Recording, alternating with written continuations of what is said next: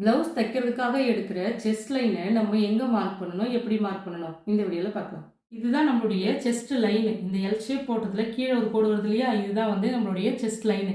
இந்த இடத்துல என்ன அளவு நம்ம மார்க் பண்ணணும்னா அப்பர் செஸ்ட் ரவுண்ட் அப்படின்னு சொல்லி ஒரு அளவு எடுத்துருப்போம்.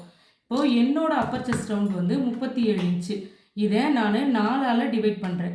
ஏன் 4ஆல் பண்ணுறேன் அப்படின்னா, பேக் பார்ட்டில் நம்ம 2 பக்கமாக மடித்து போட்டிருக்கோம். இது வந்து 2 பக்கம். இதே மாதிரி ஃப்ரண்ட்டுக்கும் நம்ம 2 பக்கமாக மடித்து போட்டு மார்க் பண்ணுவோம். அப்போ அந்த 4 பக்கம் வந்துருச்சா, அந்த 4 பக்கத்தை தான் நம்ம வந்து இங்கே 4ன்னு சொல்லி டிவைட் பண்ணுறோம். 4ஆக டிவைட் பண்ணும்போது ஒரு பக்கத்துக்கு 9.25 இன்ச் வருது. அந்த 9.25 இன்ச்சை நம்ம இந்த செஸ்ட் லைனில் மார்க் பண்ணணும்.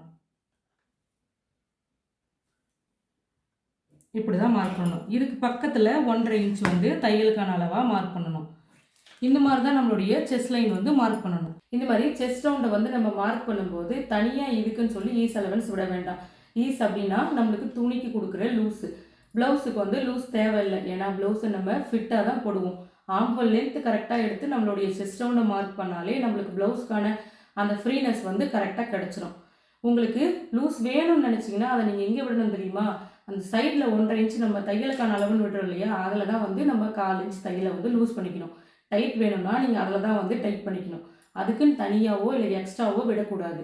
நமக்கு தெரிஞ்ச விஷயத்தை நம்ம மற்றவங்களுக்கும் சொல்லிக் கொடுப்போம்.